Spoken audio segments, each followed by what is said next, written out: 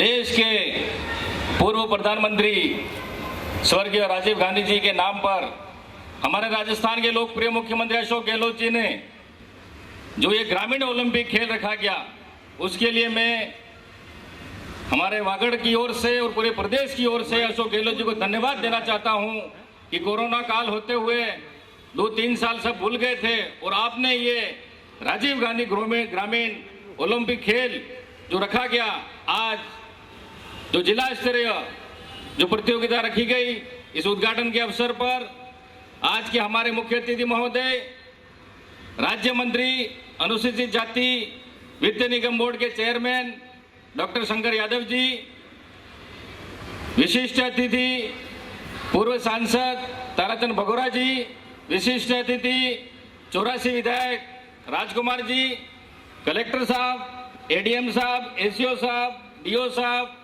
हमारे सभापति महोदय अमृत जी,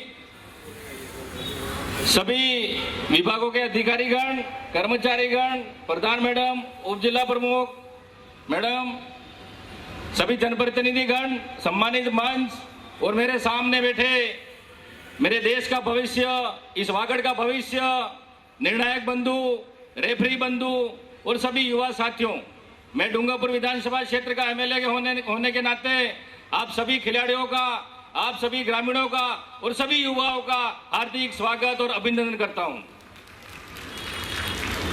मैं ज्यादा समय नहीं लूंगा, खिलाड़ियों को वैसे भी ज्यादा नेताओं के भाषण अच्छे नहीं लगते हैं और आप वैसे भी गर्मी में या गर्मी लग रही है, मुझे पता है, जब हमको यहाँ पर गर्मी लग रही है तो आपको भी गर्मी लग रही होगी, स्वाभाविक है। मैं ज्यादा समय नहीं लूंगा, खाली 10 मिनट का आपको बताऊंगा। और नेताओं को क्या भीड़ अच्छी लगती है और खिलाड़ियों को क्या अच्छा लगता है? मैदान। खिलाड़ियों को मैदान अच्छा लगता है कि हमें मैदान चाहिए और खेलना अच्छा लगता है। भाषण अच्छे नहीं लगते, मुझे ही पता है क्योंकि मैं भी खिलाड़ी रह चुका हूं। तो ज्यादा समय नहीं लूंगा।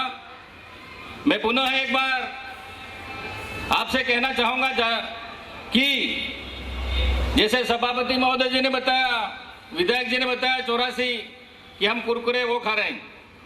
पहले मक्की की रोटी भी खाते थे, मिर्ची भी खाते थे और वो अपने पोहाड़े की भाजी बोलते हैं उसको भी खाते थे, उसमें स्टेमिना मजबूत रहता था। आज लेकिन हम क्या खा रहे हैं, क्या पी रहे हैं हम?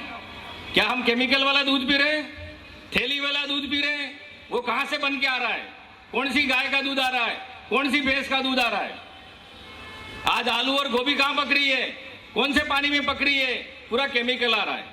तो एक खान पान में हमारा बदलाव हो गया, इसलिए हमारा स्टेमिना बिल्कुल कमजोर हो गया। हमें सुबह सुबह होना चाहिए कि हम 1 गिलास दूध पिए, भले बादाम नहीं मिले, भले गरीब हैं हम, लेकिन हमारे घर में चने मिलते हैं, तो चने भी रात को भिगा दो और 1 मुट्ठी सुबह रोज उठ के खाओ तो भी आपका स्टेमिना मजबूत बन सकता है। लेकिन हम आधुनिक युग में दौड़ रहे हैं, हमारे वो सब आधुनिक बनने जा रहे हैं, सब आधुनिक चीजों का इस्तेमाल कर रहे हैं, इसलिए आज हमारी उम्र कम हो गई, स्टेमिना कम हो गया। तो खान पान हमें बिल्कुल ध्यान रखने की जरूरत है। और मैं छात्र छात्राओं से, खिलाड़ियों से कहना चाहूंगा कि ये खेल ही ऐसा माध्यम है जिससे एक दूसरे के विचार आदान प्रदान करने को मिलते हैं। इन खिलाड़ियों में कोई जाति नहीं, कोई धर्म नहीं और कोई वजूद नहीं, मतलब एक ही टीम की भावना से, संगठन की भावना से खेलेंगे। इसमें सभी जाति के खिलाड़ी हैं, किसी एक जाति का टीम या ऐसे नहीं हो सकती है, हो सकता कहीं नहीं हो।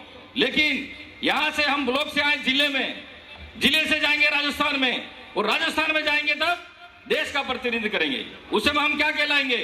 क्या हम एक ब्लॉक के कहलाएंगे? क्या हम एक जिले के कहलाएंगे?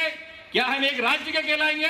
उस समय हम नेतृत्व करेंगे, हमारे भारत का, इंडिया का नेतृत्व करेंगे। यह आपकी सोच होनी चाहिए, यह आपकी एक पहल होनी चाहिए।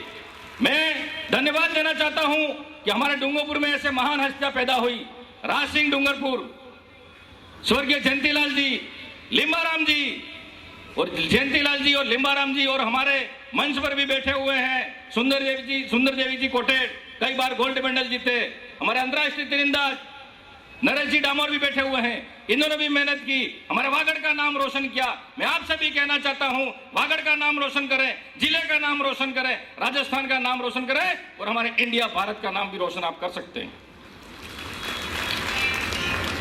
मैंने विधानसभा में भी कहा कि हमारे स्वर्गीय जयंतीलाल जी अंतर्राष्ट्रीय तीरंदाज थे, जो स्पोर्ट्स कॉम्प्लेक्स बना हुआ है, मैं कलेक्टर साहब से भी कहना चाहता हूं, आग्रह करना चाहता हूं कि आप भी यहां प्रस्ताव बना के भेजें कि स्पोर्ट्स कॉम्प्लेक्स का नाम स्वर्गीय जयंतीलाल जी ननोमा के नाम रखा जाए। यह हमारे सबकी सब जनप्रतिनिधियों की मांग है, हमारे खिलाड़ियों की भी मांग है। जब यह आदमी अंतर्राष्ट्रीय लेवल पर हमारे इंडिया का प्रतिनिधित्व करा, उसका नाम तो होना चाहिए। ये आप भी यहां से प्रस्ताव बना के भेजो और हम भी विधानसभा में बात करेंगे, और बात भी की है, लिखित में भी दिया है। मैं शारीरिक शिक्षक से भी कहना चाहता हूं, क्योंकि मैं खुद भी शारीरिक शिक्षक हूं, खाली हो सकता है पोस्टिंग मेरी नहीं हुई है, लेकिन मेरे कई साथी भी हम विराजमान है, कई रेफरीगण भी कर रहे हैं, कई निर्णायक बंधु भी हैं। तो शारीरिक शिक्षक का अर्थ होता है कि वो शारीरिक शिक्षक शरीर पर ध्यान देवे। पहले स्कूल में जाते थे, बच्चों के बाल बड़े हैं कि नहीं है, नाखून कटे हुए है कि नहीं है, वो सब देखते थे। नैतिक शिक्षा चलती थी, एक पीरियड चलता था, अब वो पीरियड खत्म हो गया, सब कुछ वो खत्म हो गया। जब तक शारीरिक शिक्षा, जब तक हमारी शिक्षा शरीर की, जैसे किताबों की शिक्षा वो होती है पढ़ने वाली शिक्षा, लेकिन शरीर की भी शिक्षा जरूरी है। हमें दौड़ना है, योगा करना है, ये क्या करना है, हमारा शरीर कैसे मजबूत करना है, हमारा शरीर कैसे निरोगी बनाना है, ये सब आपके शारीरिक शिक्षक के हाथ में है और हमारे खिलाड़ियों के हाथ में। हो सकता है आपको कभी कहते हैं कि हमारे पास गुरु नहीं है, स्टाफ की कमी है, हमें पढ़ने का मौका नहीं मिलता है। अरे वो एकलव्य का कौन सा गुरु था? अर्जुन के तो गुरु थे, गुरु द्रोणाचार्य। एकलव्य का कोई गुरु नहीं था, लेकिन फिर भी वो अर्जुन से आगे निकलने की कोशिश रखता था। गुरु द्रोणाचार्य को उसने गुरु माना, मिट्टी की मूर्ति बनाकर, और उसने जो कुत्ता भोग रहा था गुरु द्रोणाचार्य का, उसने शब्द वेदी बाण छोड़े, कुत्ते का मुंह बंद कर दिया, वो था एकलव्य भील।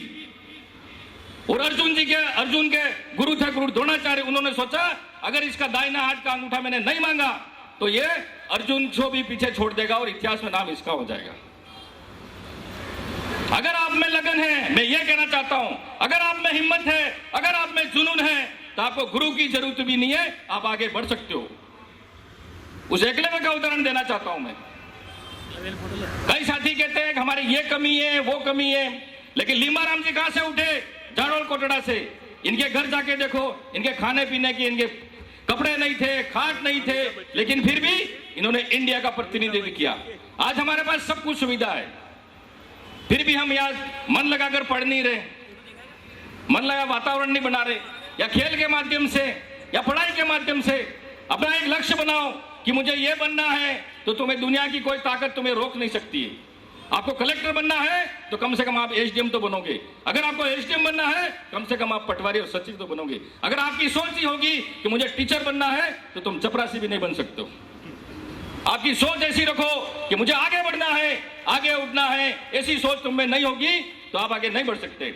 मैं पुनः आपको ब्लॉक से, 10 ब्लॉक से जो भी खिलाड़ी आए हैं, निर्णायक बंधु, रेफरी जो भी है, उन सबको मैं मेरी ओर से बधाई भी देना चाहता हूं और अशोक गहलोत जी का धन्यवाद देना चाहता हूं कि ऐसी सोच जो राजीव गांधी जी ने 18 साल का मतदान देने का अधिकार दिया, वो थे हमारे पूर्व प्रधानमंत्री राजीव गांधी जी।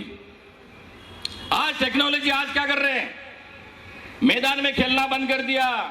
आज सब देखो, भले मैं भाषण दे रहा हूं लेकिन सब मोबाइल में खेल रहे होंगे, अभी पता नहीं कौन सा गेम खेल रहे हैं। इसलिए आप हमारे हाथ पैर कमजोर हो गए, हमारा स्टेमिना नहीं रहा, क्योंकि हम आजकल छोटे बच्चों को भी मोबाइल देते हैं। मोबाइल दे दो तो चुप हो जाएगा। आज मोबाइल की जरूरत नहीं है, मोबाइल को साइड में रखो, उधर जब जरूरत हो, काम हो, उस समय मोबाइल रखो। नहीं तो मोबाइल की वजह से तुम्हारी आंखें भी खराब होगी, मानसिक तनाव भी होगा और मोबाइल से कई तरह के अपराध भी होते हैं। आपको ज्यादा से ज्यादा समय, अगर खिलाड़ी है तो उसको खाने पीने पे ध्यान देना है, आपको मैदान पर ध्यान देना है और अपना एक लक्ष्य रखना है। आपको दुनिया की ताकत कोई रोक नहीं सकती है। मैं ज्यादा समय नहीं लूंगा और आप सब यहाँ पधारे, पुनः आपका बहुत बहुत धन्यवाद। जय हिंद, जय भारत।